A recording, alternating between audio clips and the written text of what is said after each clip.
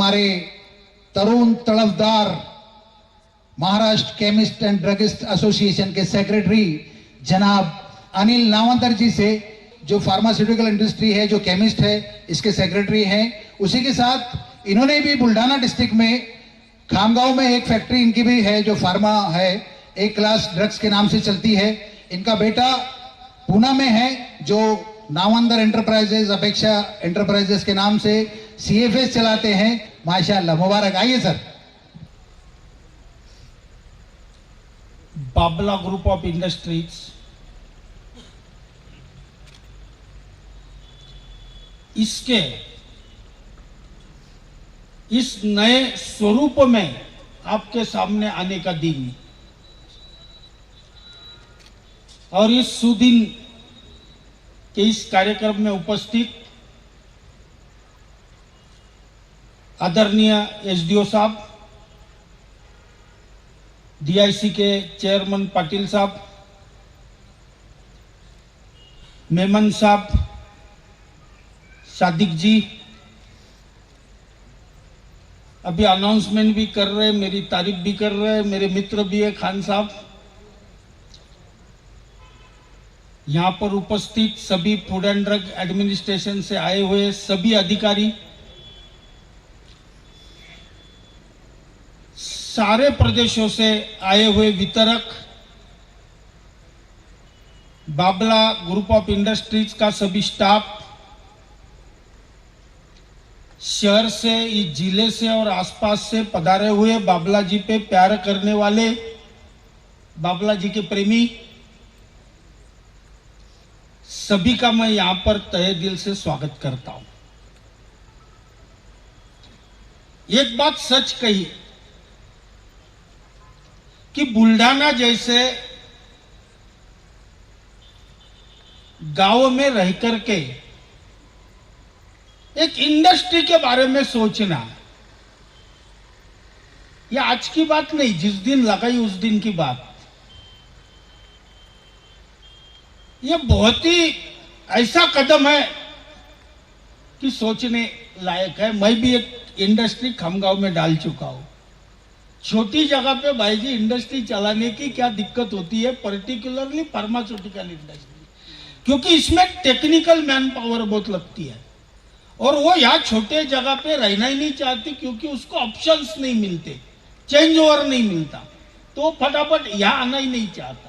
ये सबसे बड़ी फार्मा इंडस्ट्री की छोटे सेंटर की तकलीफ है।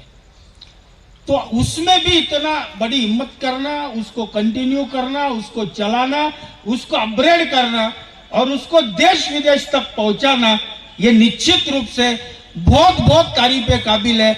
इसलिए सभी से कहूंगा कि बाबला जी का तहे दिल से तालियों से स्वागत करें। दूसरा महत्वपूर्ण कदम है कि आज हम भारतीय दवाइयों को भूलते जा रहे हैं। सरकार आयुष के माध्यम से, बहुत माध्यम से कोशिश करती है। पहले हम कहते थे आजीबाई का बटुआ, मराठी में कहते थे, या हम कहते थे हमारा दादी का बटुआ। ये सब चीजें धीरे धीरे गौन होते चली, हम इसको भूलते चले गए। उसको जिंदा रखने का काम बाबला जी कर रहे। आज यूनानी मेडिसिन्स एक अपना प्रभाव रखती है, आयुर्वेदिक अपना प्रभाव रखती है, हर्बल मेडिसिन्स अपना प्रभाव रखती है और ये सही मायने में इंडियन दवाइयां है। एक जमाने में जब एलोपैथी मेडिसिन ही नहीं थी, भारत में थी ही नहीं, तो हम किस चीज पे हमारे पुरखे जिंदा रहे? क्या बीमार नहीं गिरते थे? क्या कुछ होता नहीं था? तो वो सिर्फ इन्हीं चीजों पे जिंदा रहे, तब यूनानी, आयुर्वेदिक और हर्बल दवाइयां ही काम करती थी।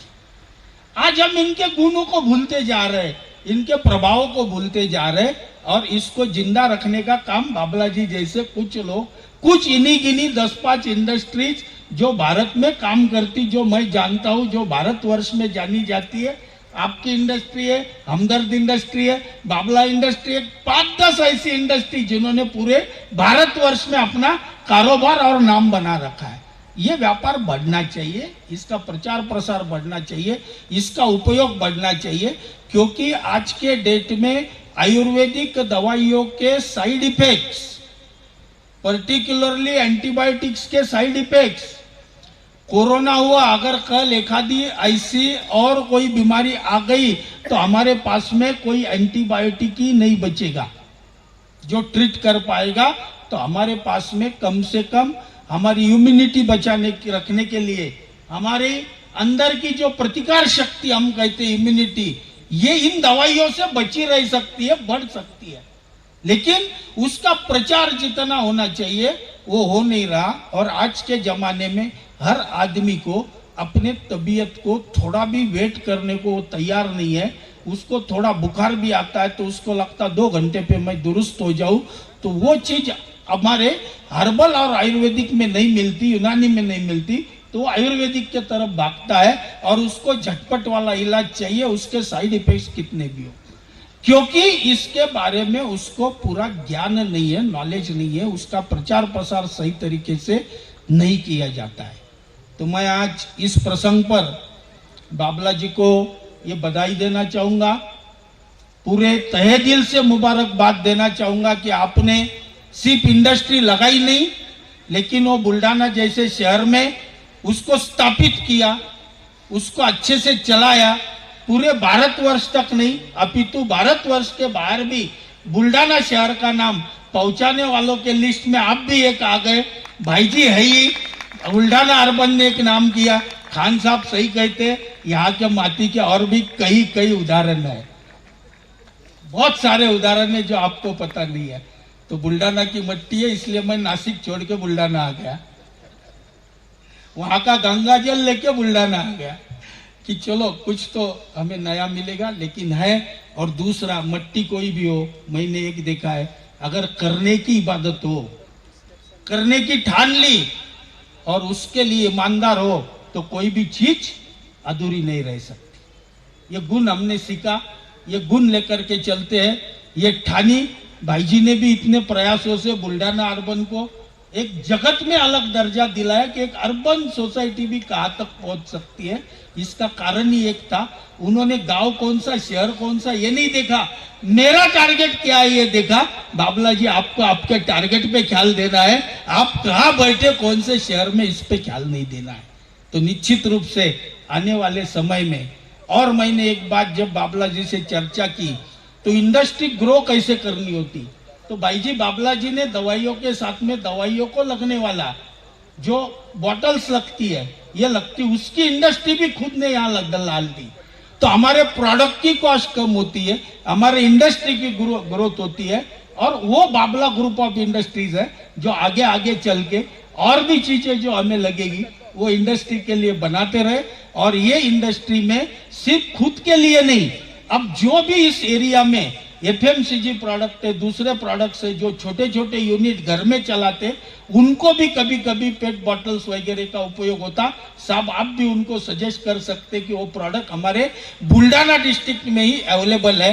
तो इस तरह की सोच रखना, एक इंडस्ट्री की ग्रोथ कैसे की जा सकती है इसके बारे में सोचना, और मैं इसमें और किस तरीके से ग्रोथ ले सकता हूँ, ये विजन के साथ में काम करना, ये भी उनकी खासियत मैंने देखी है। मैं उनको बहुत बहुत मुबारकबाद देता हूं। और आने वाले समय में निश्चित रूप से और एक नए बाबला ग्रुप ऑफ इंडस्ट्री का उद्घाटन आप करें और हमें शरीक होने का मौका दे। इन्हीं शुभकामनाओं के साथ अपने शब्दों को विराम देता हूं।